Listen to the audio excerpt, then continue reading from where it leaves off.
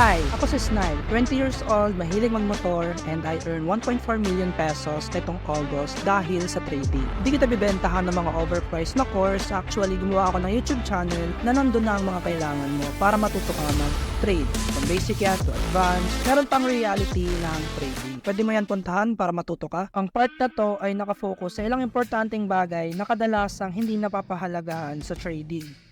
Ang focus natin dito is practical application. Hindi ito yung isang beses mo lang papanoodin, ayos na, hindi ka na magpa-practice. So, after mo ito panoodin, sundan mo na agad ng practice, okay?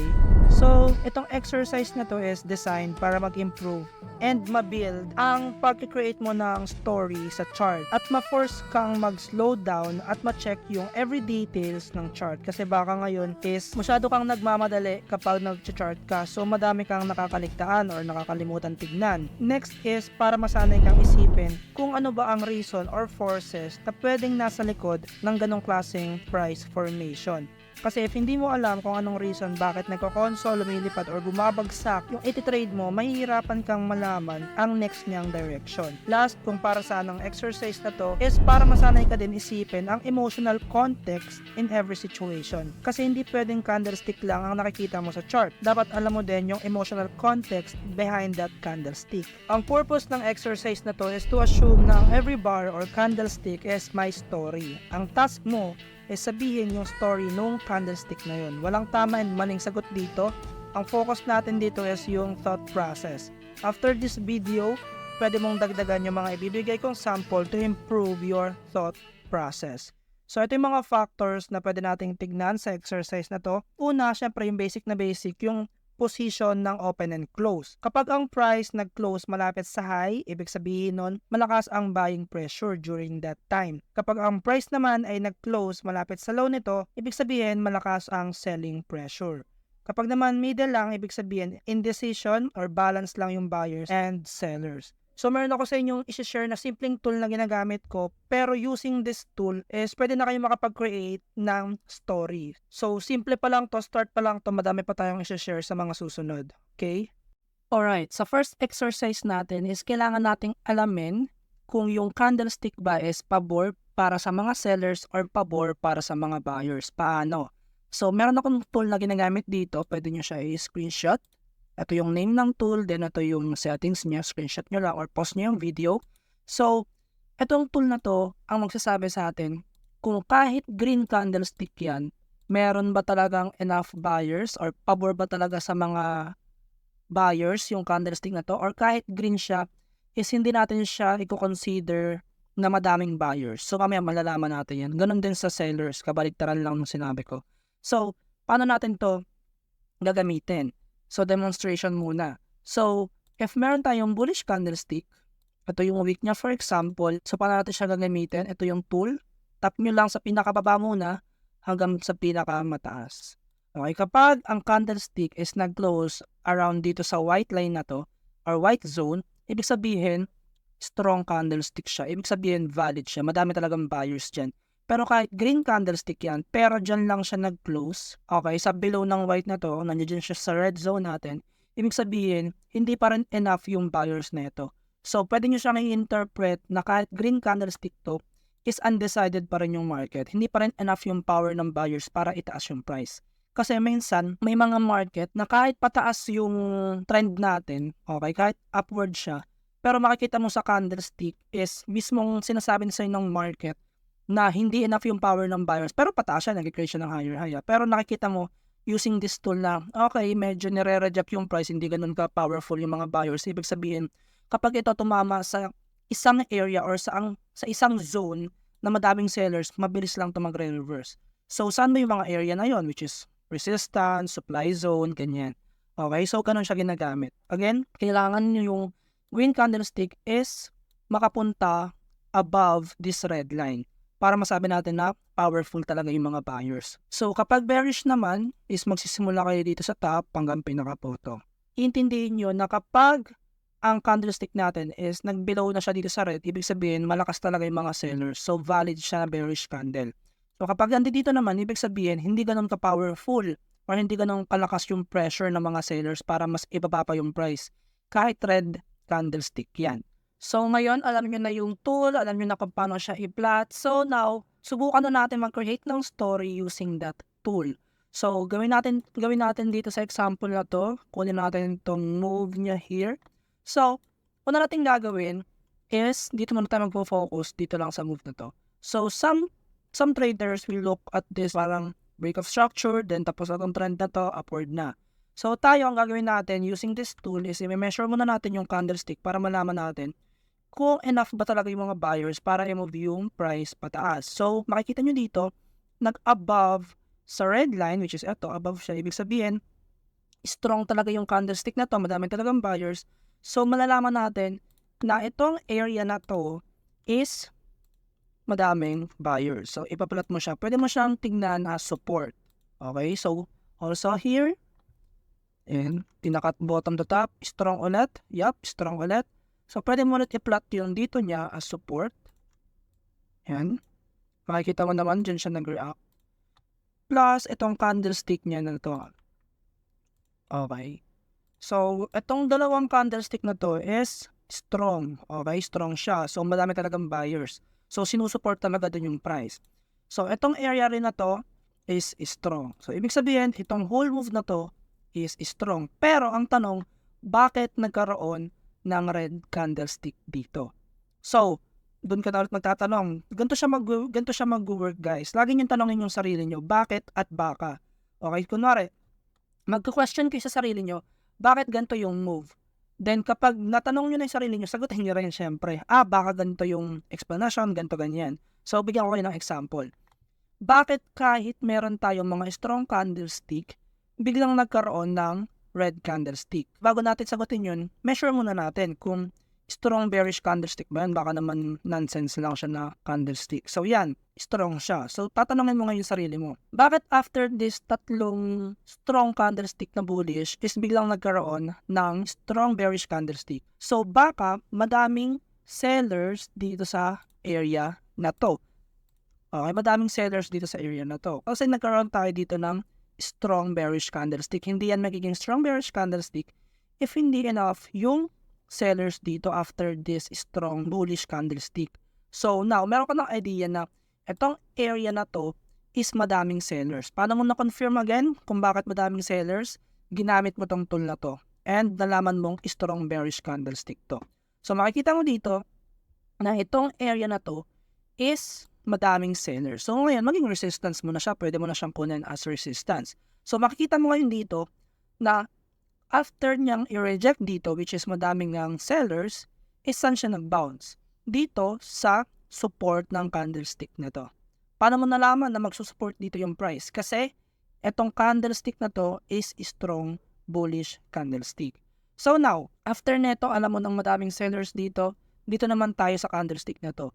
Okay, so nakikita nyo, yung binibigay natin na details or attention every candlestick, hindi na yung magpa-plot ka na lang dito ng something, then bahala na. So dito, iniintindi mo talaga kung ano yung sinasabi ni market in every detail. Kumbaga every candlestick, ini-interpret mo siya. Nabasa mo na tong apat na to, na itong mga areas na to is madaming buyers, and itong move na to is valid. Then this area is madaming sellers because of this candlestick na strong. So once na yung price pumunta dito, for sure, i-reject din yan. So now, habang ang price is nag-bounce dito sa area na to, nagkaroon ulit ng green candlestick. So now, i-measure mo ngayon yung green candlestick. Dito mo na malalaman kung ito bang green candlestick na to is strong or hindi. Kapag hindi siya strong, hindi yan sustainable. Ibig sabihin, kahit tumataas yung price, once na umuntog yan sa isang area na madaming sellers, mabilis na lang yan i-reject or mag-reverse. So, makikita nyo dito, nag-above ba siya? Hindi. So, itong candlestick na to is hindi strong. So, kahit mag-plot ka dyan ng support, okay? Kahit mag-plot ka dyan ng support, may idea ka na babasagin lang yan. Kasi yung ibang traders, once na makakita nang nag-bounce dyan yung price, parang bahala na, plot na lang ng support. Pero ikaw, may idea ka na itong candlestick na yan or itong support na to is madali na lang babasagin. Yan. So, pwede may palitan lang kahit red lang. Para may idea ka na pwede magkaroon ng reaction dyan pero hindi ka nag-expect ng reversal or ng bounce. Ganun ulit, hindi ulit siya strong so hindi ka nag-expect na itong candlestick na to is once na bumalik dyan yung price is hindi siya isusupport. So makikita nyo, by using that tool, nalalaman agad natin na approaching sa madaming sellers, which is resistance, approaching siya dito sa area niya na to, is hindi ganon ka-powerful yung mga buyers. So nagkaka-idea ka na lang, okay, kahit tumataas siya, nag-create siya ng higher highs, kasi may higher highs yan. Higher highs, higher highs, higher lows, higher lows. Kahit nag-create siya ng higher highs and higher lows, kahit tumataas siya, meron kang idea na hindi siya sustainable. Okay, kasi walang powerful na bullish candlestick. So once na umunto yan dito sa resistance natin, is madali na lang siyang i-reject. Measure lang ulit natin to. So now, nasa ano na siya? Nasa seller's, nasa seller's side or nasa seller's area, nasa resistance, nasa supply, ganyan. So observe mo ulit, kahit green candlestick siya, makita mo na sobrang hina talaga ng mga buyers.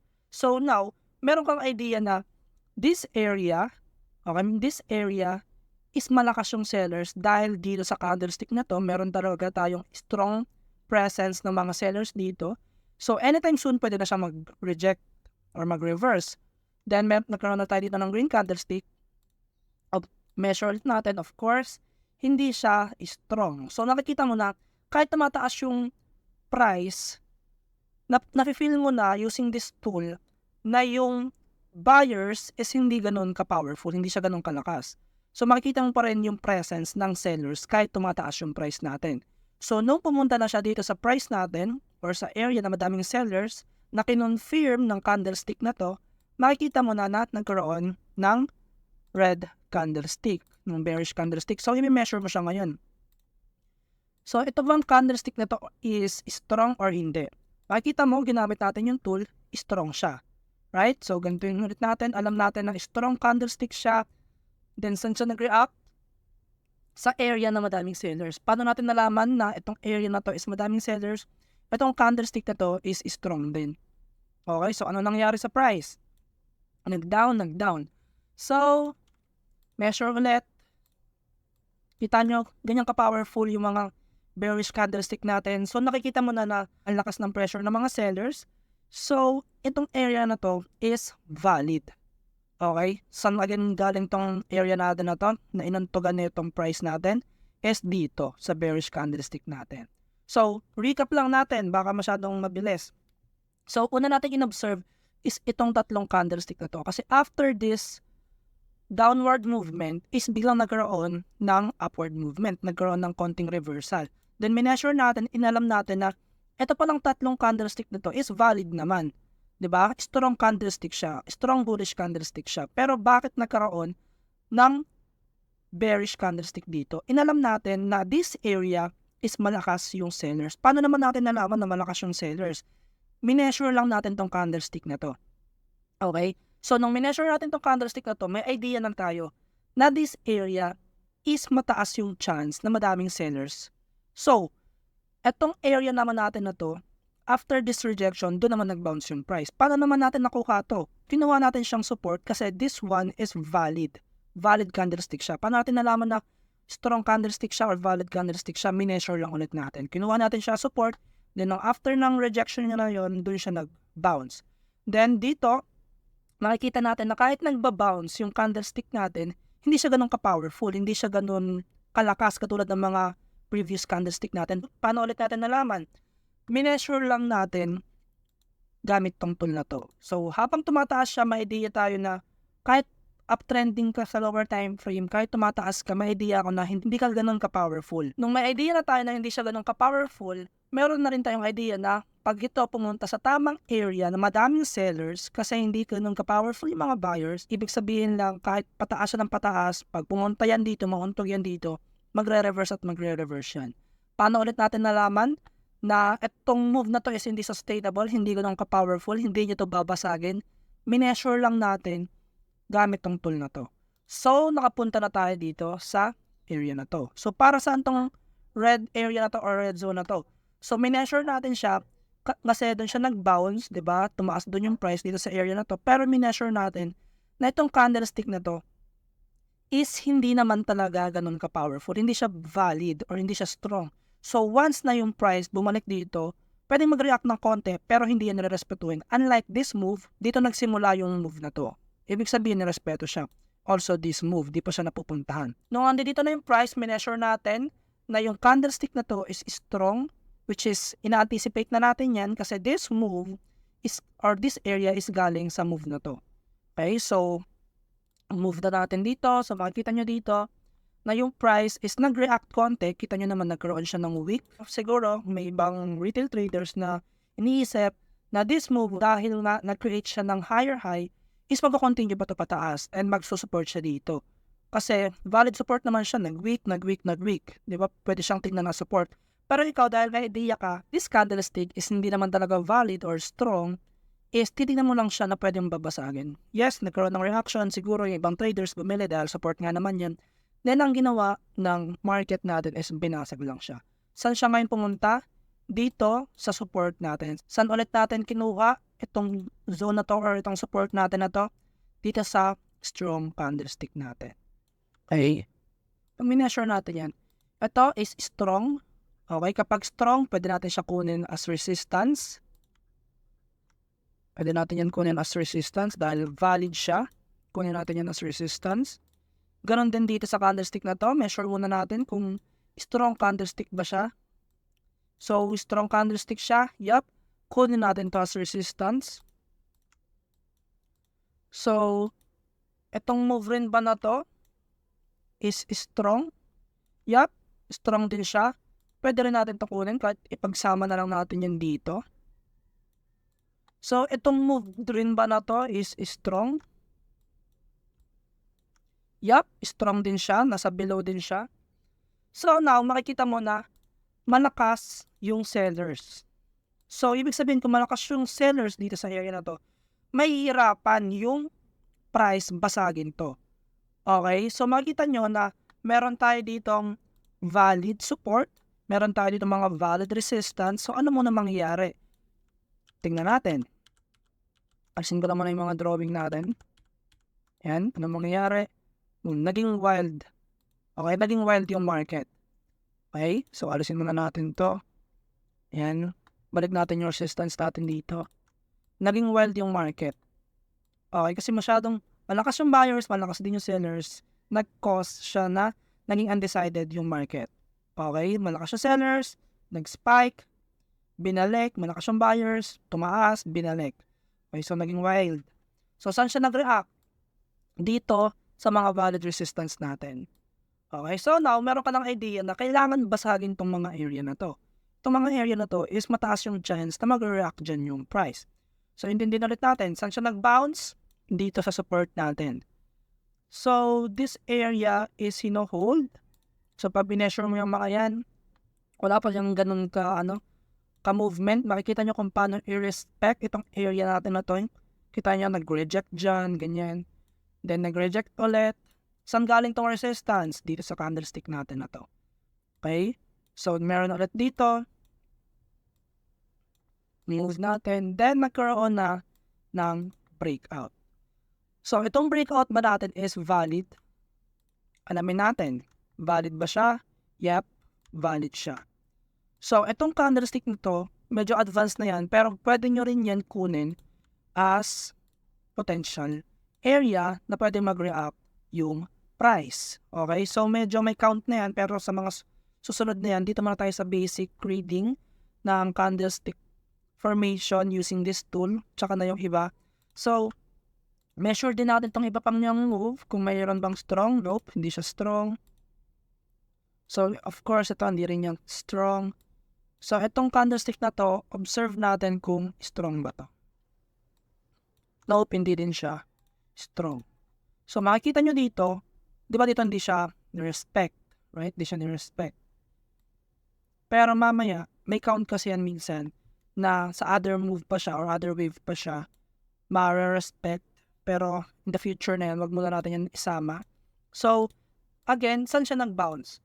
Diba nagkaroon ng break sa resistance na to? Persin muna natin to. Nagkaroon ng break sa resistance na to. Then nakita mo na itong candlestick na to, kahit na break niya yung resistance na to, okay, kahit na break niya yan, alisin muna natin. Wait lang guys. Ayan. Kahit na-break niya to, is hindi siya ganun ka-powerful. Yup, na-break niya tong high na to, yung resistance na to. Pero it shows na kaya na ng buyers basagin yung mga sellers dito sa area na to. Kumbaga na-overpower na ng mga buyers kung ilan man yung mga sellers dito. Ibig sabihin, meron na silang enough power para i-move yung price pataas. Pero this candlestick is hindi ganun ka-powerful, unlike this one. But, makikita natin dito, of course, normal na market nature na magre-retrace talaga siya. So, ngayon, i-observe mo ngayon itong mga to. Nope, hindi siya powerful candlestick. So, makikita mo ngayon na kahit nagkaroon ng bearish candlestick dito, okay, unlike na ito, ito sobrang powerful. Pero ito, nung nag-react na siya dito, okay, kahit nag-react siya dyan, move lang natin.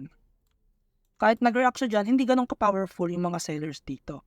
Okay, so may idea ka na kahit pumunta dito yung price, okay, dito sa resistance niya na to, madali na lang yan babasagin. Unlike nito, kasi itong candlestick na to is strong. Right? So, ganun din dito. Nung pumunta na dito yung price, is, hindi siya naman siya ganun ka strong. Ginamit lang natin yung tool natin. Makikita nyo dito, binasag siya. Pero, bago tayo dyan pumunta sa binasag, saan siya nag-react? Nag-react siya galing din dito sa support na to kasi wala ka namang kukunin dito. 'Di ba? Kung makikita mo dito, mga weak lang yan, kahit green candlestick yan is hindi siya ganun ka-powerful. So, saan siya nag-react? Dito ulit sa ating bullish. Dito sa strong candlestick natin na bullish. So, observe ulit natin itong candlestick na to kasi nagkaroon ng break. Right? So, ganito ulit natin. Measure ulit natin. Okay, meron tayo ditong strong candlestick. So, pwede natin kunin yan. Yung buo niya na yan. Okay. Yan. Dahil nalaman mong strong siya. So, observe ulit natin to. Yan. Nope. Weak. Okay, weak. Weak candlestick. Weak ulit. Weak ulit. Pero, bakit niya to binasag? Dahil, itong candlestick na to or yung area na to na naging resistance is hindi ganun ka-powerful yung mga sellers. Yep, enough, ibaba yung price. Pero may idea ka na dahil alam mo na kung paano gamitin tong tool na to, na itong area na to is hindi ganun ka-powerful. Unlike neto. Okay? So, anong ginawa? Binasag, breakout. Yung breakout natin is sobrang powerful. Right? So now, may idea ka na itong area niya na to, okay, i-recap lang natin ang mabilisan. Itong move niya na to is strong. Nireject ng malakas na sellers, nag-bounce sa support. Nireject dahil malakas nga yung sellers dito dahil sa candlestick na to. Next is kahit may support dito, is may idea ka na babasagin lang yan kasi hindi naman ganun ka-powerful tong candlestick na to. So, binasag, saan siya nag-react? Sa strong support. Then, nag-spike, nabaliw yung market, saan nag-react sa mga resistance natin. Saan galing yung mga resistance? Sa mga strong bearish candlestick. So, nag-conso, walang strong candlestick dito. So, hindi tayo nag-plot dyan ng support. So, anong nangyari? Binasag ng price. Okay, binasag na. So, makikita mo dito na yung mga resistance natin dito is basag na. Pero itong candlestick na to, is hindi ganoon ka-powerful. It shows weakness sa mga buyers. So, makikita natin dito na kahit binasag niya yan, is nagkaroon ulit dito ng downside movement. So, pero may idea na tayo na itong resistance area natin na to is basag na. Okay? Dahil dito sa move na to.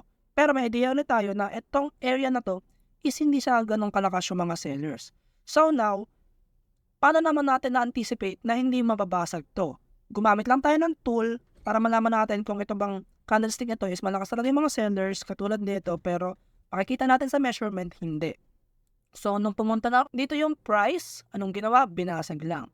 So, saan siya binasag? Okay, saan siya binasag? Dito sa area na to. So, ang mangyayari ngayon dito is after this move, may idea ka na sobrang strong pa ng trend natin. Binasag lang to ng ganun-ganun lang. Then, may idea ka na meron pa tong isang pataas pa yung chance na pag nag-retrace to, ma-violate ulit yung high, which is, eto na. Ito na yung sinishare ko sa inyo guys, na kapag may count kasi yan pero mas advanced na, pero sa susunod na lang. So, saan siya nag-react? Dito sa area na to. Pero medyo advanced na yan, wag muna natin yan gamitin. So, saan siya nag-react? Dito sa strong candlestick natin pa rin na yan. So, kuha natin yung support. Wala namang ibang strong dyan. Maliban dito, puro weak naman na yan. Weak, weak, weak. Ito strong. Saan siya nag-react? Doon sa strong support. Right? So, ano nangyari? Nag-create ulit siya ng higher high, then ganon. Right? So, dito, nag-create ulit siya ng higher high. So, kunin lang natin to. Kita nyo dito, magsusupport yan dyan, pero wag na yan muna. Masyado na yung ibang topic na yan. Doon muna kayo mag-focus sa paggamit ng tool na to and paano kayo makapag-create ng story. So, ganun ulit, nag-create ulit siya ng higher high. So, makikita nyo naman dito, obviously, after this break, after dito sa break na to, okay, is nire-reject na yung price. Kita nyo naman kahit mag-measure, kahit wag na kayo mag-measure dyan, makikita nyo naman na yung weakness dyan. Hindi na yan mag-a-above, walang nag-above dyan. Kahit ito pang candlestick na to, hindi yan mag-a-above. Diba? So, makikita nyo dyan yung rejection. Okay? Kahit green candlestick yan, makikita mo na weak. Hindi siya ganun kalakas. So, ano nangyari? Nag-reject yung price. Diba? So, now, dagdagan natin ng konti. Kanina, diba, puro candlestick lang yun, guys. Pero imagine, nakapag-create na tayo ng story. Alam na natin kung saan yung mga areas na madaling basagin, mga irerespeto. Diba? So, now, dagdag tayo ng konti. So, yung iba sa inyo, sanay naman na mag-identify ng highs and lows, diba? So, pwede natin yung i-consider as resistance. At ang resistance break natin na to is pwede mong i-consider na ito ba is, ito ba is powerful breakout? No. So, ano nangyari? Nag-reverse yung price? Yeah. So, now, may idea ka na itong area na to, madali na lang yan babasagin. Kasi hindi naman ganun ka-powerful yung pagkaka-break. Plus, yung sellers is hindi ganun, pag mineasure mo siya, is hindi siya ganun ka-powerful. Ganun ulit.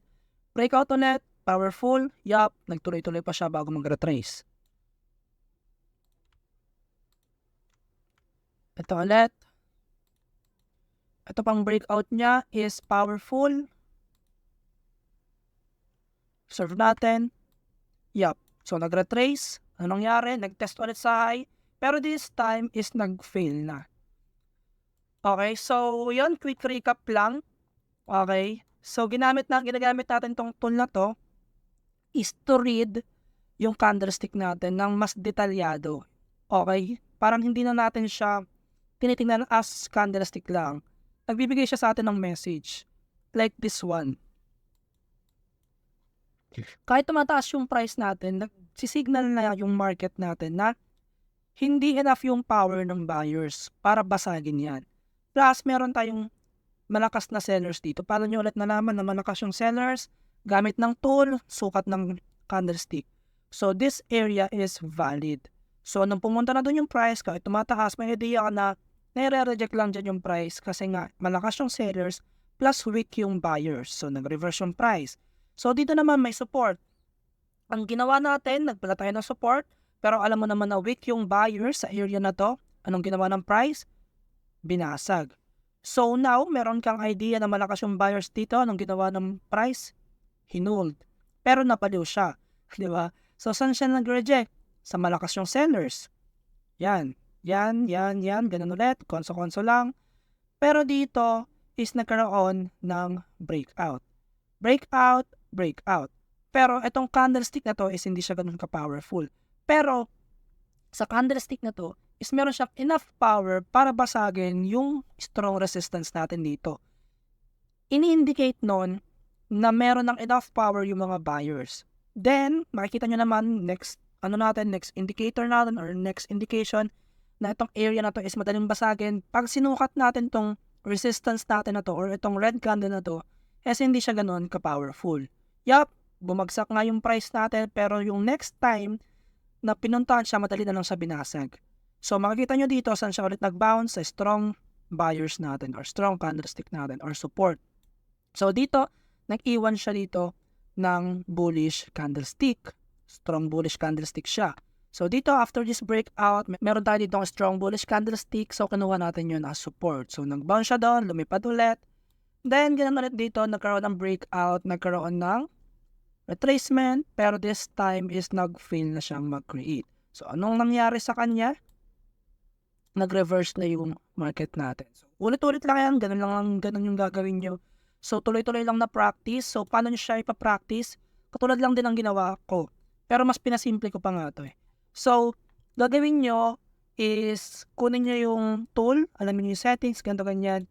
Then, kapag nagtatap, alamin nyo yung story. Always tanong, bakit? Bakit siya nagkaroon dito ng red candlestick kahit tumataas? Baka malakas yung sellers. Okay? Dito sa area na to. So, nung nangyari, ganyan. Dito, bakit? May support naman.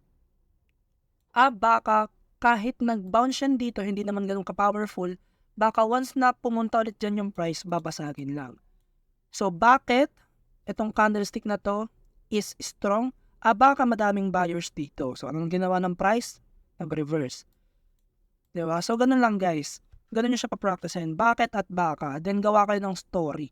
So, sobrang simple lang na ito. Pero, using this simple exercise or tool, makakapag-create na kayo ng story. So, part 1 pa lang to, madami pa tayong i-share kung paano nyo may interpret yung market. So, sobrang basic pa lang yan. So, pwede nyo siyang ituloy-tuloy na practice. Then, pwede nyo i-post sa Facebook page natin yung mga practice nyo if gusto nyo. Then, para makita ko rin. Diba? So, anong nangyari? Ganyan. So,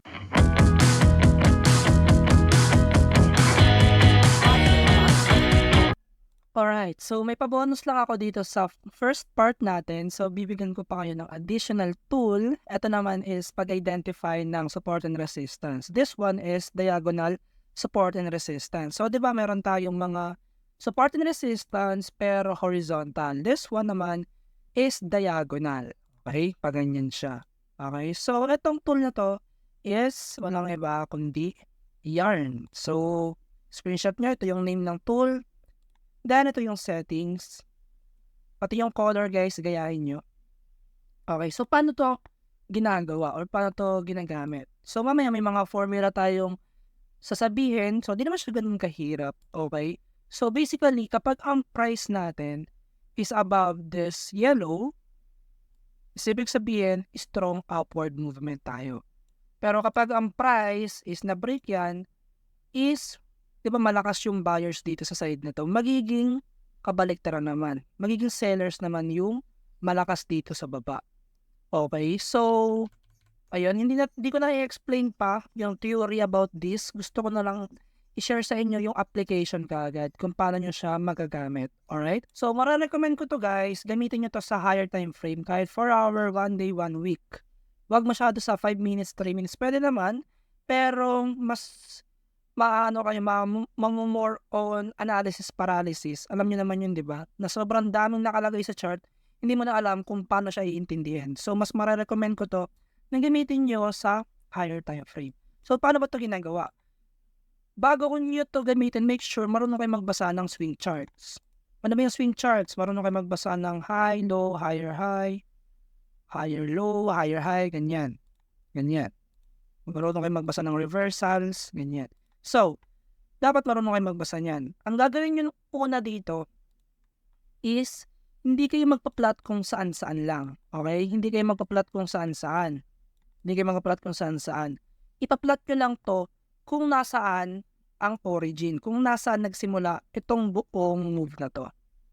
Okay? So, hindi kayo magpa-plot dito, hindi kayo magpa-plot dyan, hindi kayo magpa-plot dyan. Doon kayo sa pinaka-puno, doon kayo sa pinaka-main magpa-plot. Okay? So, now, alam nyo nang doon dapat kayo magpa-plot. Dito na tayo ngayon sa computation. Paano natin siya gagamitin? Or paano natin siya malalagay sa chart? Ang una natin gagawin is, kapag downtrending angle, ibig sabihin, from top to bottom, ganyan kasi yung kalalabasan yan mamaya. Pag ganyan yan. Kapag downtrending angle yung kukunin nyo, is, ito yung gagawin nyo. Kukunin nyo yung price ng dalawang main top. Okay, tapos ipag-minus nyo. Kapag na-minus nyo na yung price ng dalawang main top, is kunin nyo tong tool na to. Yan, ito yung name ng tool. Wait lang, iyan na lang natin. Yan, ayan yung name ng tool natin. Then, ipagkukuha nyo from first main top to second main top kung ilang candlestick or bars yung pagitan nila. Okay, so una natin ginawa is kinuha natin yung price. Kunwari sabihin natin 2 pesos. Ito naman si 3 pesos. Ipag-minus natin sila.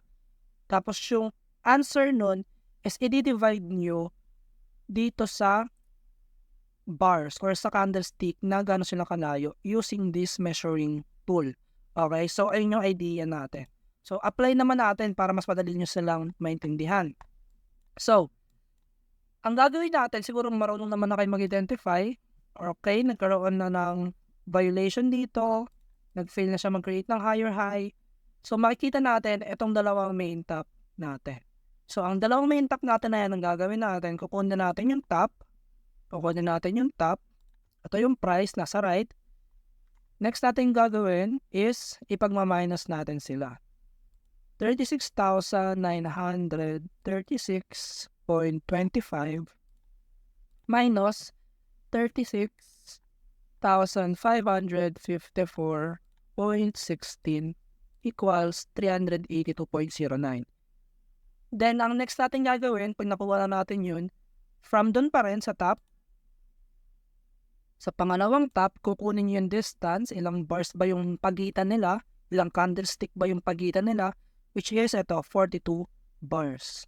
So, ang gagawin mo dyan, kunin mo yan,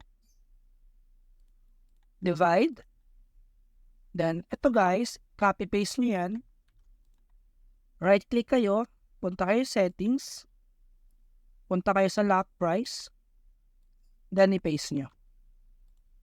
Yan. So, ang gagawin nyo dyan, para hindi gumagalaw-galaw tong chart nyo, kasi pag hindi nyo yan ginanon, kapag ginalaw-galaw nyo tong chart, mag-iiba yan. Okay? So, now, nagawa nyo na yung mga steps. Anong next nyo gagawin? Kahit delete nyo na yan. So, now, ang next natin gagawin is, kunin nyo tong tool na to, itapat nyo sa pinaka-top. Ito yung name ng tool natin. Ayan. Ito, kung nakikita nyo yan, dapat 45 yan, negative 45. Ayan. Kung makikita nyo dyan, negative 45 na siya, di ba? So, ang next natin gagawin is iaano natin yung gun fan. Yung yellow, itatapat nyo doon sa 45. Okay? Sa linya nyo na yan. Okay. So, now, meron ka ng diagonal support and resistance. So, paano mo siya i-interpret? Habang ang price natin, pwede na natin to alisin. Ayan. Kita nyo, kapag hindi natin nilock yun, yung tool na ginamit natin is nag-iiba. So, hindi mo alam kung saan ba talaga yung 45 degree. Right? So, kapag ang yellow natin na to is yung price below ng yellow na yan, ibig sabihin, ang price natin is downtrending. Malakas yung mga sellers. Pero kapag yung price natin is binasag na tong yellow natin na to, ibig sabihin is malakas na yung mga buyers. Okay, so makikita nyo dito, dito pa lang, okay, dyan pa lang yung price na yan, na-violate pa lang yan, may idea ka na dito. So makikita nyo, naging resistance siya dito, naging support, naging resistance, basan pa ba? Naging resistance, then nag-break na siya. Okay, so ganun ulit dito, naging resistance. Okay, so overall, ganun nyo siya gagawin para ma-identify nyo or paano nyo magagamit itong gun fan for diagonal support and resistance. Again, kapag ang price is nasa below ng yellow na to, malakas ang mga sellers. Pero kapag nag-above na dyan, ibig sabihin malakas naman na yung mga buyers. So, gawa pa tayo ng example para hindi kayo malito. Okay, nakita nyo dito, nag-identify ko yung mga swings. Ganyan ito. Makikita nyo, pag dito, na-violate nyo na. Okay, let's, for example, wala pa itong move na to. Na-violate nyo na.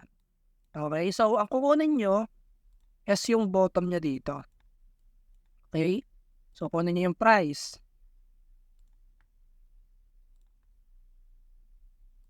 Okay, kunin natin yung price. Calculator. 30,623 minus 29,683.44.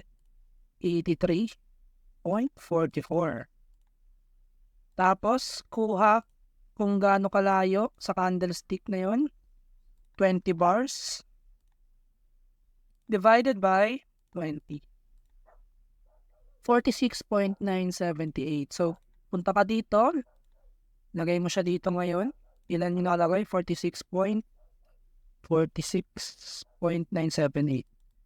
46.978. So now, ang gagawin mo ngayon dito, kasi syempre nakita mo dito ay naka-thread shift.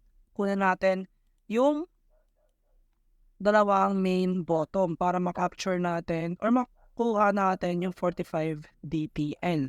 So ang gagawin natin, kunin natin to, kuha ng 45. So now, makikita nyo, di ba? Itong 45 DTL natin kung paano siya i-respect. Diba? Kung dito, na-respect siya, na-respect, nag-support, trend. Uy, na-break na yung 45 DTL. So, ano papasok sa isip mo dyan ngayon?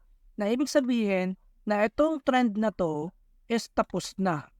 Okay, binasag na. Okay, so makikita mo dyan, binasag na syempre. Kung ikaw, trader ka, hindi mo pa alam to 45 DTL, break of structure, diba? Hanap ng order block dito, then bibili ka, then babasagin. Pero kung aware ka na yung 45 DTL, yung price natin is nasa below ng 45 DTL, which means mahina nga yung mga buyers kapag nasa baba ng 45 DTL yung price, hindi ka nabibili.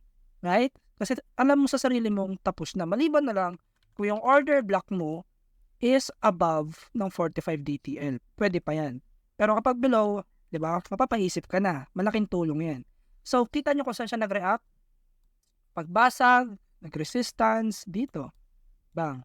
So, at least, hindi ka nasama sa fake out. Kasi fake out yan eh. Diba? Alam mo kung sustainable ba yung trend or tapos na using this tool. Right? So now, gamitin naman natin yung nandito. Nagkaroon ulit ng break. Nagkaroon ulit ng break of structure. Nasaan yung dalawang main bottom? Ayan. Dalawang main bottom. Calculator. 29,683.44 minus 28,575 equals, then measure ng distance. Saan na ipang measure natin? Yan. To here. 76 bars divided by 76 bars. Then, ito, copy, lagay dito. Yan. So, gagawin mo ulit. From bottom, yan, 45. Yan. So, makikita mo na sustainable, uptrending pa rin siya. So, gagawin mo ulit para malaman mo yung mga diagonal support and resistance. Ito, yung yellow, tapat natin dyan. Natin.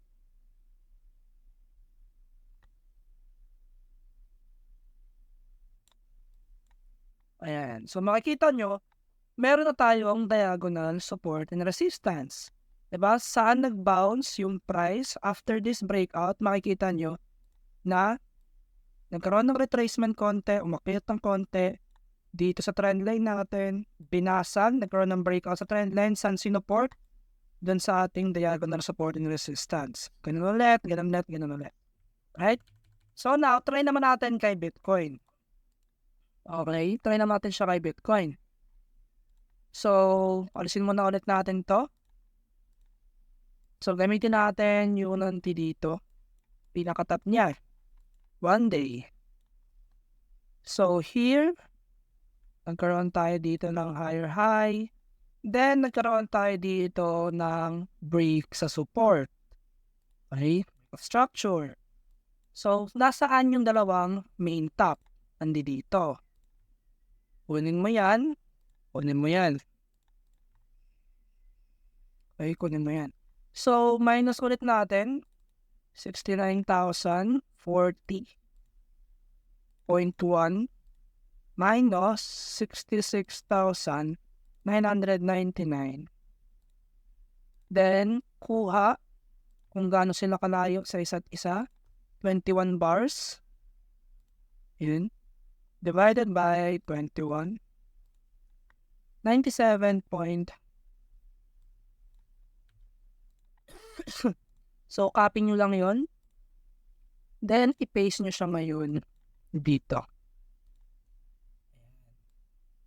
Okay, so now, meron ka ng naka-fix na yung settings mo. So, kahit delete mo na yung mga yan, hindi mo na yung kailangan. So, gamitin mo na ulit yung tool. Okay, iset mo siya sa 45. Yan, 45. So, makikita mo dyan, di ba? Di ba? Save ka sa fake out. Di ba? Kung kailan lang talaga na break yung trend na to, dun pa lang siya mababasag. Kasi, if wala yan, alisin muna natin. If wala yan, let's say, normal kang trader. Then, kinuha mo lang yung top, pinagko-connect mo lang yung top, ganyan lang. Makikita mo na fake out ka pa. Di ba? Na fake out ka pa. Akala mo, tapos na yung bumabagsak siya kasi nagka-break na dito sa trend line niya, bigla pang nag-dump. Di ba? So, ngayon, by the dip ka pa. Di ba? Kunwari, dito. Akala mo, tapos na yung trend mo dito. Di ba? Naglagay ka ngayon dyan. E di nag-buy the dip ka ngayon. Akala mo, tapos na. Eh, biglang bumagsak na naman. Di ba? Ganun ulit dito. Pinag-connect mo yung top. Nag-breakout ulit. Buy the dip ka na naman. Bumagsak na naman. Di ba? So, using this 45 DTL, mas napapasimple or mas napapadali ang way natin sa pag-identify ng trend. Kung kailan siya na-break, uptrending na talaga. Okay, so now, gagamitin naman natin siya sa 4-hour time frame. Kasi baka iniisip nyo na puro 1 day lang, ganyan, para meron kayong idea paano siya gamitin sa 4-hour time frame. So now, from here, naka-bottom, ganyan, swing, ganyan.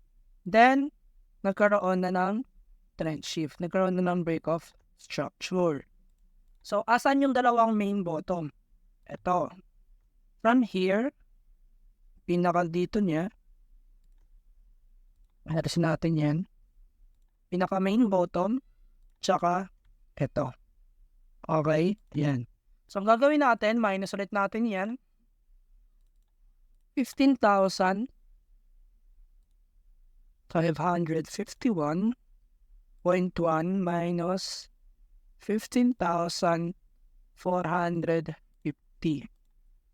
101. Tapos, divided by distance, 72 bars. Kunin natin yan, divided by 72 bars natin, is ito. Lagay natin siya ngayon dito, sa lock. Then, pasan na siya. Pandi dito, banda. Gawin natin tong 45.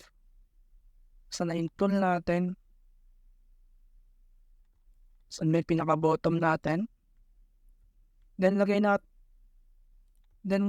natin sa pinaka-bottom. Gawin natin 45. There you go. Then, i-adjust lang natin yan. Okay, so lagyan natin ito para mas ma-expand agad siya. So, lagyan na natin ng gun fan. I-match natin yung yellow. Then, alisin na natin to. Then, alisin na rin natin tong tool. So, observe na natin siya ngayon. Okay, so kung makikita nyo, overall, di ba, pag ginamit natin tong tool natin, uptrending pa rin tayo, then makikita nyo na sinusupport dito yung price. But, if mas nilakihan natin to, pag kinuha natin to dito, which is mas malaking move, mag-iiba yan. Okay, nasa 1 day time frame na yan. Okay, pwede nyo yung itry sa 1 day time frame if gusto nyo. Okay, so ganun gamitin itong ating diagonal support and resistance gun fan, and sana na-gets nyo kung paano siya gamitin. Sobrang dali lang naman. Recap lang natin. Kapag downtrending angle ang gusto mong kukunin mo yung dalawang main top. Okay, saan yung dalawang main top? Andi dito. Kukunin mo yung price, pag maminusin mo sila. Then kapag nakuha mo na yung answer, kukunin mo naman yung distance nila sa isa't isa using this tool, yung info line. Then i-divide mo yung candlestick na yun doon sa answer. Then yung sagot nun is ayun yung ilalagay mo dito. Then ang next mong gagawin, kukunin mo tong kukunin mo tong tool na to. Then kapag nakalock na, itatapat mo siya sa 45. Okay? Then mamatch mo lang yung gun fan, DMA, para magkaroon ka ng diagonal support and resistance. Addition is pwede natin gamitin trend identification. Ito, kapag ang price is nasa below ng yellow, ibig sabihin malakas ang sellers, pero pag na-break, ibig sabihin malakas na yung buyers.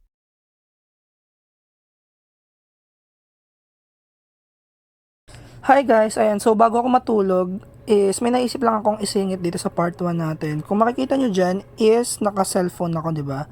So this one is random lang, if may makaka-relate man dito sa mga viewers natin, edi goods, diba? So naisip ko lang to na magkaroon tayo ng konting refresher, like chill talks lang na random na nagsasalita. At least hindi puro technical analysis yung na papanood nyo. So yep, let's start. Kinakabahan ka pa rin ba kapag nag-e-entry ka or impulsive ka sa mga trading decision mo? Like bara-bara ka mag-trade. Sabihin na natin may challenges ka ngayon na pinagdadaanan sa trading. Lahat naman tayo mga traders may mga challenges. So ang common na solution sa problem mo ngayon is kapag humingi ka ng advice, sasabihan ka nilang i-improve mo yung trading psychology mo, ganito ganyan. Pero what if mag-open ako sa ng isang possibility na hindi naman talaga yung trading psychology yung kailangan mo sa ngayon? Okay, kasi baka nakakalimutan mo na yung ibang crucial area na kailangan talagang bigyan ng pansin. Like, wala kang method na nag-work talaga. Wala ka talagang strategy na nag-generate ng pera. So, di mo malulusutan yung katotohanan na kahit gaano ka kalakas mag-handle ng emotion mo, kapag wala kang method na nag-work, di ka pa rin talaga kikita sa trading. So, that's why gumawa ka ng trading method na nag-work talaga. Okay? So, yep, i-take mo pa rin naman yung advice nila na i-improve mo yung trading psychology. Pero wag mong kalimutan mag-build ng trading strategy. Okay? Next naman is hindi ka prepared kung gaano kahaba yung magiging learning curve mo dito sa trading. Like, madaming traders, marinig lang yung trading from somewhere, ads, ganyan, mag-create na agad yan ng account. Then, deposit, tapos trade na, bahala na si Batman. So, ang gusto kong i-point dito is, baka kaya ka nahihirapan sa problem mo ngayon related sa trading is, masyado kang nagmamadali. Hindi mo binibigyan ng enough time yung sarili mo na mag-focus talaga sa pag-aaral. Also, pag nag-build ng method, dapat focus lang talaga dun. Bigyan mo ng enough time yung sarili mong mag-build ng trading system, trading strategy, focus lang sa pag-aaral, ganyan. Baka kasi sinasabay mo yung pagkita or yung pag-generate ng profit sa pag-develop ng trading strategy. So, mas humahaba tuloy yung tinatahak mo. Kasi, di ba, stressful na nga mag-create ng strategy or method. Sinabayan mo pa ng trading na hindi ka naman talaga kumikita, nababawasan ka pa ng pera. So, double, triple pa yung stress na nararamdaman mo ngayon, di ba? So, pwede mong gawin, bigyan mo sarili mo ng 2 months, ganyan, 2 months, 3 months, 4 months, sa pag-build ng trading method. Wala ka mo nang pake sa profit na yan, okay? So, mag-focus ka lang doon, yung focus mo, attention, energy, lahat, sa pag-aaral lang, pag-generate lang muna, or pag-create lang muna ng trading strategy. Then kapag may method ka na, tsaka mo ngayon isabak sa pag-generate ng money. Diba? Focus ka ngayon sa pag-create ng pera. So, kapag meron ka ng method, ang focus mo na lang pag-create ng pera. So, diba? No need to rush. Parang step by step yan. So, kung nagsisimula ka, create muna ng trading strategy. Then, next yung pag-generate ng pera. Next naman, last na to, na gusto kong i-share dito is, baka naman, kaya ka nape-pressure mag-trade is ang liit ng capital mo. Okay, di ba nasabi ko na rin to sa live ko before eh. So, nag-expect ka ng 500,000 or 1 million per month, pero yung capital mo 20k lang, 30k. Okay, sabihin natin 10k, 5k. Di ba? So, kung gusto mong mag-generate ng pera, Kung gusto mong kumita ng malaki sa trading, so make sure malaki din yung capital mo. So wag mo i-pressure yung sarili mong mag 1,000, 2,000% per month. So kahit 10% per month, enough na yun. 5% per month, enough na yun. Okay, so yup, yun lang.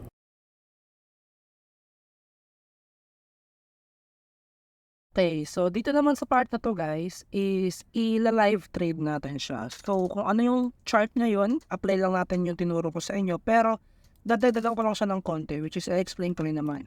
Siguro familiar na rin naman kayo sa Fibonacci, di ba? Meron na rin naman tayong guide niyan dito sa ating YouTube. That's why hindi na siguro bago sa inyo yung iba kong gagamitin dito.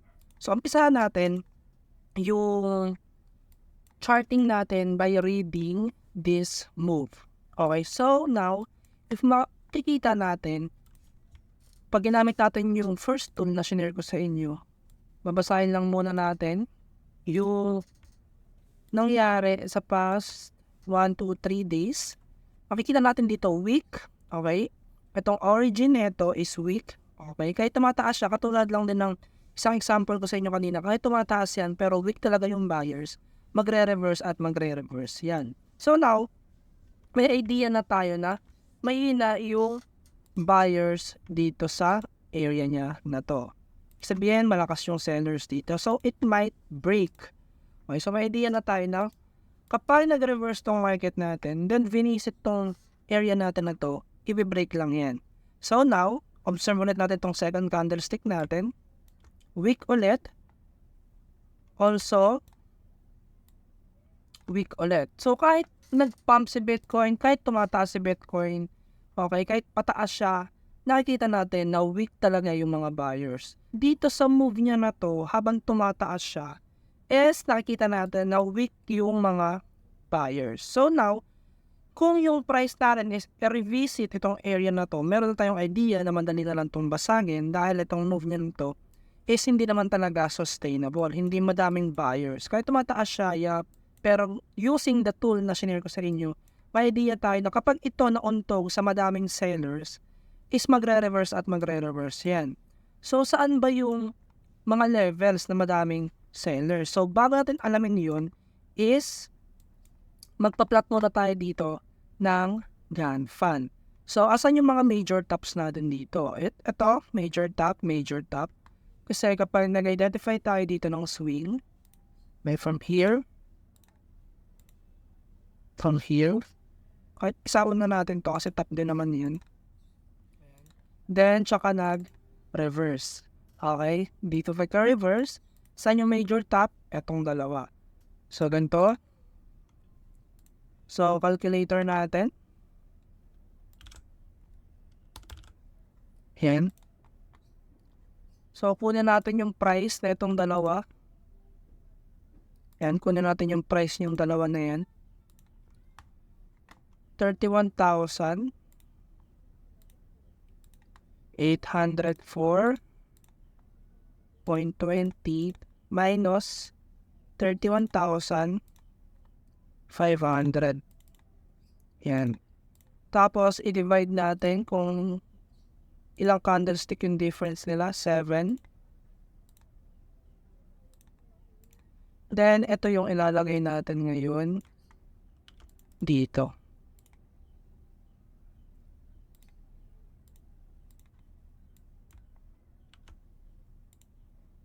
Yan. Then now, nakalock na siya. So, ang next naman natin gagawin is delete muna natin to. Delete muna natin yan. Delete muna natin. Yan. Then, lagyan na natin to ng 45 DTL. Yan. Okay, so observe natin. Still downtrending talaga. Then, check natin ang ating Gann fan. Ito. Okay. Adjust lang muna natin ng maayos.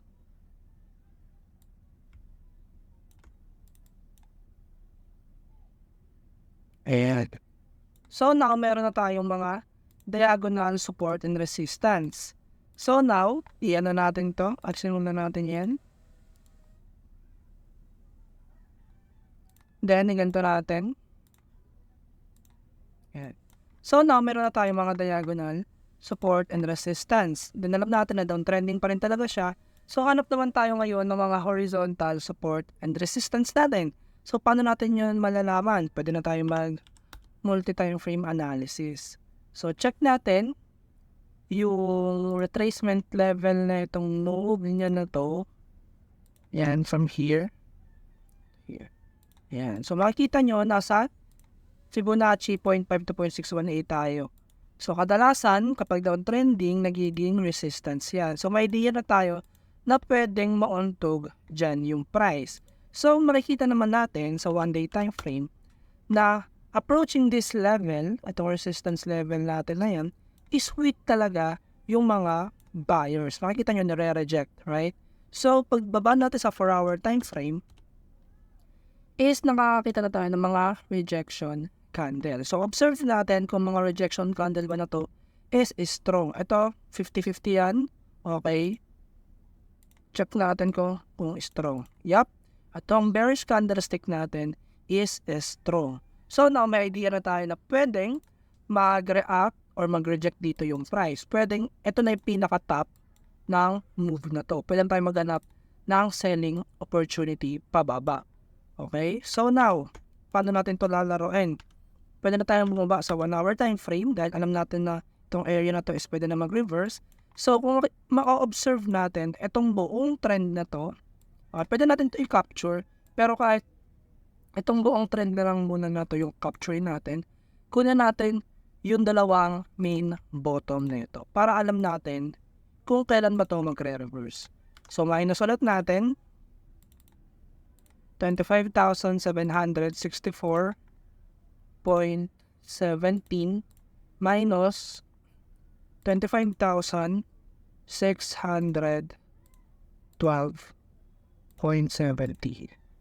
And tapos, i-divide natin yung difference ng candlestick natin na to na 19.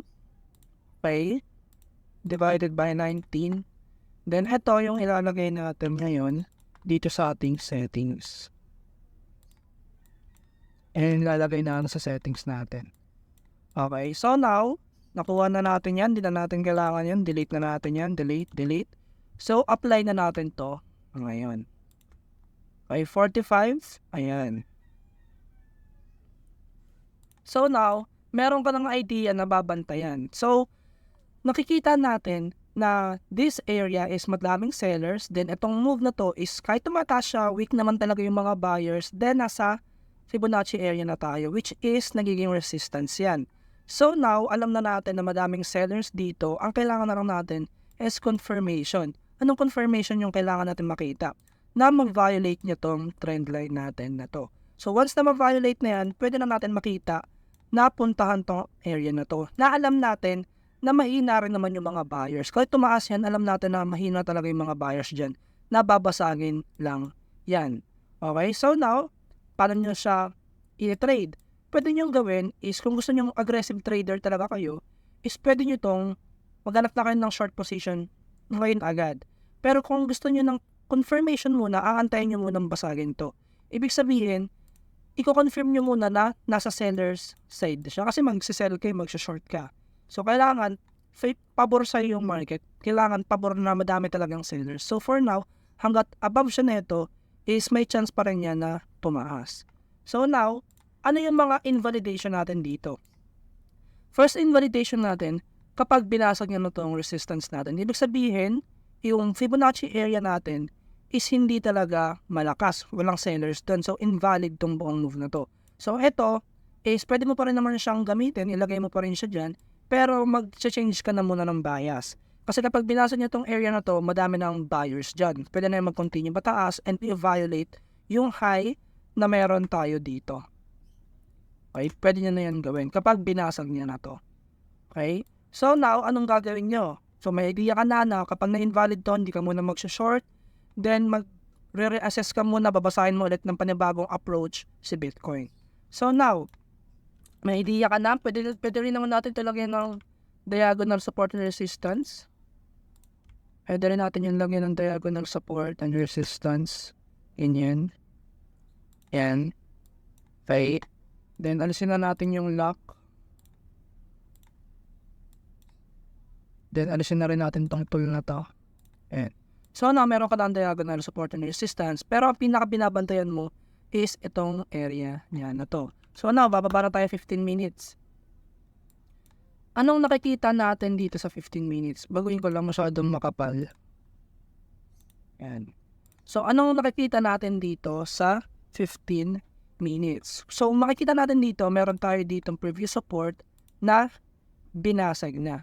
Okay, so makikita natin yung powers ng mga sellers. Okay? Nasimulan natin yan. Makikita natin dito na meron tayo ditong strong bearish candlestick.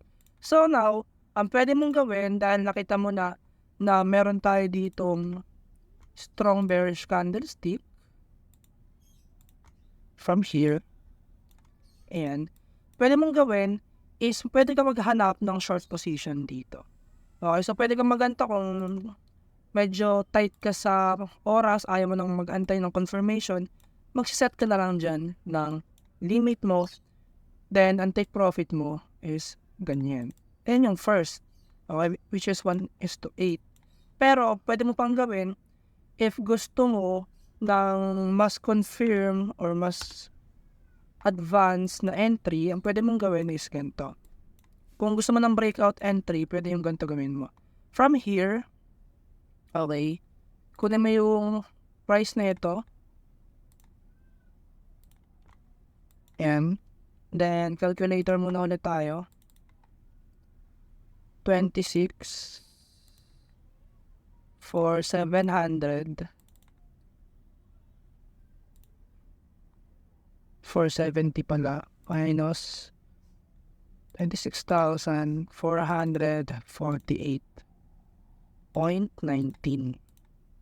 Then measure kung ilang candlestick.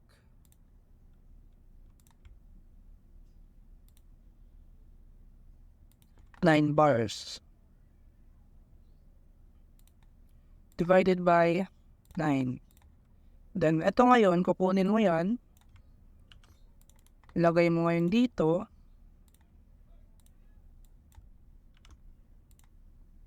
Then, alisin na natin itong mga to.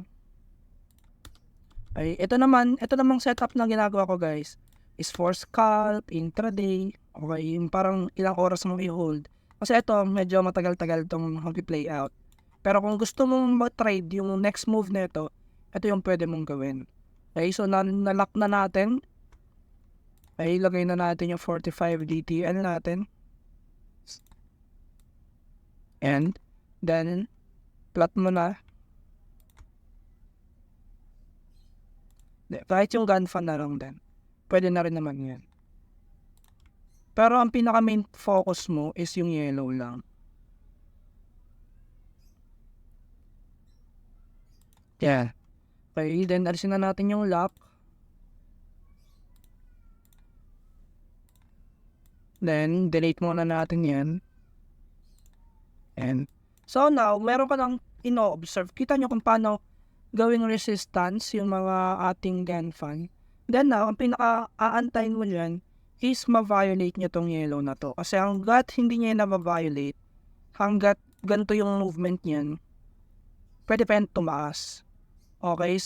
So, ang pwede mong gawin is, natin pala, which is ngayon, pwede natin gawin is, kung ito na yung top, sukatan natin ng fib. Ayan. So, punin natin yung fib natin dito. Then, delete natin muna yan. Ayan. Pero, nope, mas preferred ko yung short. Mas gusto ko siyang i-short. So, ang gagawin natin is mag-aantay tayo na ma-violate nyo tong yellow natin. Okay, so dagdag confirmation, pwede natin gamitin yung Bollinger Bands. Ayan. Pwede natin yung gamitin. So, now, kung makikita nyo dito, is kapag nag-a-above dyan, yung price natin is nire-reject. Naging resistance din yan. Okay, so pwede natin gawin is aantayin din natin muna na mag-above dyan yung price, okay, kahit magka-week, then alam natin na tapos na yung trend na yun kasi nga resistance yan. Okay, so kapag nauntog na dyan yung price ngayon, may room pa yan for upward move, papunta yan dyan sa taas na yan. So I guess, pwede niya pang puntahan itong level natin na to. Okay, may chance pa na puntahan yung level na yan. Okay, pero overall, ang gusto ko maging entry natin is kapag na-violate na to. Ito. Okay. So, let's check yung Bollinger Bands dito. Yan. So, nag-above na rin naman siya dyan. Okay. Pero mas better na gamitin to kahit 15 minutes, kahit huwag na sa 5 minutes. Okay. So, kung gusto mo naman talaga, okay, na quick scalp. Okay. Ngayon, ito medyo intraday itong inaantay natin. Ito medyo pa-swing trade na to. Ito. And medyo tatagal talaga to. Ayan. So, for example naman, gustong mo na talaga mag-trade. Okay? Kayang-kaya pa rin yan laruin ng ating tool. Okay? So, kunin mo to. Ngayon, tuturuan ko na kayo guys ng scalping. 577.70 minus 26,573.63. 4.07. Tapos, divided by, okay, kasi pag inantay natin lahat yan mag-play out, medyo tatagalan tayo, baka hindi pa tayo umabot ng Sabado. Pero if ngayon na natin yan gagamitin, is may chance na mag-play out agad siya, then hindi na tatagal tong, ayan, so naglagay tayo ng 45 DTL, which is medyo makapal-kapal siya, diba? Pero kukunan natin yung ating canned fan. So now, di ba parang ang daming linya, ganito ganyan. Pwede nyo gawin dahil ito is aantayin mo lang naman siya sa 15 minutes kahit alisin mo muna yan. Okay, kahit iganyan mo lang muna para hindi ka malito. So ang gagawin natin dito is set ng 9. Set natin yan ng 9 and nakahima 9 na pala. So ang gagawin natin dyan is very quick trade lang. Kapag nag-below na dito yung price, mag-enter tayo. Okay, so itong mga to is mga magsisilbiyang support. Okay, so kapag yung price natin is nag-below na nito, mag-entry tayo dyan for quick scalp. At ayan na nga guys. Ngayon, mag-entry ka na dyan, lagay ng margin, $100, kung magkano man margin mo. Then, set ng stop loss dito, take profit dito. So, kapag natalo ka, talo ka ng, kung margin mo is 5,000, kasi ang magiging potential profit mo dito is pag 0.20%. Okay, itong 0.20% na yan, times mo sa leverage, which is yung 125, ayan, is 25%. So, kung meron kang margin na 5,000 pesos times 0.25, kapag ang profit mo is 1,250 kapag nanalo ka. Then, kapag natalo ka naman, divide mo lang ng 2. Ayan. Ito yung talo mo. Okay. So, very quick yan. Then, mataas yung win rate ko dyan. So, check nyo. Update ko na lang kayo later. At ayun na nga guys, nag-alarm na sa aking cellphone na nag-take profit na nga siya kung makikita nyo dyan. Ito kagandahan sa trading guys. Pwede ka pang gumawa ng iba pang bagay habang meron kang position. Right? So, set ka lang ng alarm, then bahala na yung market kung anong mangyayari. Then, magagawa mo pa yung ibang bagay na kailangan mong gawin. So, nag-set siya, nag-take profit, and hindi panalo. Diba? So, recap lang muna natin, paano ba natin na-take tong trade na to? So, kumpitin mo ulit muna natin yung profit dito. If 5,000 pesos yung margin na nilagay mo. So, nilagay natin dito is ilang leverage 125x times percentage 0.20 equals 25%. So, kung meron kang 5,000 margin na nilagay, kunin mo yung 0.25% nun. Ito yung potential profit mo. In just ilang minutes to. Kunin natin kung ilang minutes. From our entry hanggang dito is lagpas isang oras din naman. Lagpas isang oras, which is not bad. Diba? So, balikan natin yung story kung paano natin ta-trade to. Kahit sinabi na natin kanina, ulitin lang natin. So, nag-start tayo sa 1-day time frame. Okay, nag-start tayo dito sa 1 day and medyo makalat na siya, diba? Medyo madami na siya. So, aalisin muna natin dito yung iba. Okay, aalisin muna natin dito yung iba. Lagay muna natin yun dyan. Ayan. Okay, so dito sa 1-day time frame natin, alisin din natin itong EMA, mag-start tayo by reading this candlesticks. Okay, binasa natin yung candlestick natin na napagtanto natin na itong mga move niya na to is weak by using our tool. Then now, kinuha natin yung Fibonacci area natin dito which is nagsisilbi siyang resistance, then yung price is ando doon na ngayon. So may idea tayo na habang andi dito yung price sa area na to, is malakas yung mga sellers. So now, meron na tayong idea na nasa sellers area ngayon yung price. So bumaba ngayon tayo sa 4-hour time frame. So alisin muna ulit natin to. Alisin muna natin yan. So sa 4-hour time frame ngayon, okay, nag-draw tayo dito ng 45 BPA which is, ito yan. Pero, pwede naman natin alisin muna yung ibang line kasi nagsisilbayan guys as resistance. Pero kahit yung yellow lang muna kasi yan yung area na or line na tinitingnan natin para masabi natin tapos na itong move na to, then pwede nang ma-violate yung low dito. So, sa 4-hour time frame, nakita natin na still uptrending pa rin naman. Ito yung inaantay natin ma-break para ma-consider natin na ma-violate to. So now, kung ayun yung aantayin natin sa 4-hour time frame, medyo matagal pa siya, medyo ilang hours pa tayo or days mag-aantay. So ang ginawa natin, mas bumaba pa tayo sa lower time frame. So ito ngayon sa lower time frame, yung pinaka-nearest move, yung kinapture natin. So kung makikita nyo dito, sa 15 minutes natin, is andi dito ngayon yung price, nasa support na to. Kapag itong move na to, or itong line natin na to, binasag, may chance na itong buong move na to, okay, is pwede lang mag-impulsive move pababa. Ibig sabihin, itong retracement na to, tapos na. Okay, so now, nakita natin na, okay, medyo matagal-tagal pa naman yan. So, kailangan natin makagawa ng paraan paano tayo makakapag-trade ng intraday. Diba? Kasi pag inantay pa natin ito, medyo matagal-tagal pa yan. So, ang ginawa natin ngayon, bumaba tayo. Okay, bumaba tayo sa lower time frame. So, ang ginawa natin, kinapture natin tong buong move na to. So, itong buong move naman na to is ang sinusupport nito is itong move na to. So, nakita natin medyo matagal-tagal pa mag-materialize if dyan tayo kuha. So, ang ginawa natin, mas bumaba pa tayo ng lower time frame which is dito. So, ang ginawa natin, nag-add tayo ng Bollinger Bands. Okay, kung nakita natin na nasa resistance na ng Bollinger Bands, so ang ibig sabihin nun, madami na rin namang sellers. So, ibig sabihin, itong buong move na to is pwede nang mag-reverse. So, ang ginawa natin, nag-entry tayo sa EMA9, then nag-take profit tayo sa 0.20%, and nag-stop loss tayo sa 0.10%. Okay? So, nung kinumpit natin, leverage, ganyan, then set na, then alis na sa market. Okay? Gawa na ng ibang bagay. Kasi if palagi mo yun babantayan, baka dito, kabado ka na. Okay? So, set na lang, then bahala na si market. Ang pinaka gagawin mo dyan, if gustong every move, makapture mo siya, pwede ka mag-trade management. Which is, kapag na-out ka dito, okay, pag na-out ka dyan, pwede ka naman mag-re-entry dito ulit. Okay, so ganito yung gagawin ko dyan if ever man na gusto ko siyang laruin pa. So, if itong move na to, pag enter niya dito, is na-break niya to, magtitipi na ako dyan.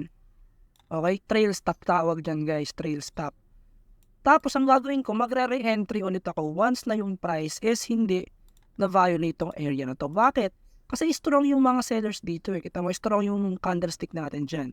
So magre-re-entry ulit tayo dun sa EMA9 natin. Asan na yung ating short tool dito? Wait lang guys, di ba makita yung short tool? Wala, nawawala. Sige, duplicate na lang natin to. Ayan. So magre-re-entry ulit tayo dyan. Okay, then stop loss, kahit dyan na lang sa high, pero para hindi kayo mahirapan, 0.10 na lang ulit. Then, take profit is 0.20. Okay? So, yun yung magiging trade ko dyan. If gusto ko siyang mas laruin pa. Okay? Kung baga, ito 0.9 plus 0.20, overall, nasa 0.29% siya. So, kung 5,000 yung capital mo, yung margin mo na ginamit dito, okay, 0.29 muna times 125 leverage 36.25. So, kunin mo ngayon yung 36.25 ng 5,000 mo. 0.36, kahit yun na lang, is 1,800. Right? So, kung mas malaki pa, syempre, kung mas malaki pa capital mo, hindi ka naman mag-i-scalp kung maliit lang. Let's say, yan. Tapos 0.36. Right? So, yeah, depende na lang. And syempre, laruin nyo muna yung strategy na familiar kayo. So, now, ano yung gusto kong sabihin dito? Kahit sobrang simple ng strategy na ginagawa mo, basta naiintindihan mo yung past, okay, naiintindihan mo yung every move na yan, kahit anong gawin mo, kahit anong strategy indicator, ganyan yung gamitin mo, gagana at gagana yan. Ang kailangan mo lang, maintindihan talaga yung ginagawa niya sa market. 'Di ba? Hindi ka naman naglagay ng mga kung ano-ano. 'Di ba? Hindi naman tayo naglagay ng ganito ganyan, gumamit ng ganito, nag-antay ng ganito, nag-antay ng ganyan, nag-antay ng ganito, ganito, ganito, hanggang puro ka na lang antay. 'Di ba? Pero kung yung move na talaga na nangyayari is naiintindihan mo, dyan sa mga move na yan, pwede kang maka-entry. 'Di ba? So, wala yan sa gaano ka kagaling maganto, maganyan. Nasa interpretation mo yan kung paano ba talaga naiintindihan yung every movement. Pinakita ko naman sa inyo, sobrang simple lang, di ba? Bago natin to i-trade, in-explain ko sa inyo yung naiisip ko. Then, gumamit lang tayo ng simpleng indicator. Then, yun, nangyari na nga. Right? So, yun. Yun overall, yung ginawa natin. Pinakita ko rin sa inyo na nag-work siya, syempre. Pero hindi naman to ganun talaga kadaling gawin. Kailangan mo naman araw-araw palaging pinapractice to. Hindi yung isang araw lang din nag-i-expect ka na every move kaya mo nang makapture. Pero in reality guys, yung mga move na yan, kaya-kaya mo talaga makapture yan. Yung mga paglipad na yan, kaya-kaya mo makapture yan. Yan, yung mga bagsak na yan, kaya-kaya mo yan makapture. Kailangan mo lang masanay. Okay? Kahit anong strategy gawin nyo, kahit anong strategy yung gamitin nyo, magagawa nyo yun. Sanayin nyo lang talaga yung sarili nyo. Okay? So, yes, yun lang muna siguro sa part 1 ng ating course. So, tinuruan ko kayo ng basic chart reading using this tool. Okay? Wala pa yan guys. Starting pa lang yan. Pangalawa naman is tinuruan ko kayo paano maglaro ng GAN-FAN kung para saan siya. Pangatlo naman, nag-share tayo ng konting trading psychology lang naman. Then sa last part is in-apply naman natin siya in live market. Okay, so yup, I think yun lang muna for now. Bye-bye! Sa susunod ulit, don't forget to like, subscribe, and share. Bye-bye!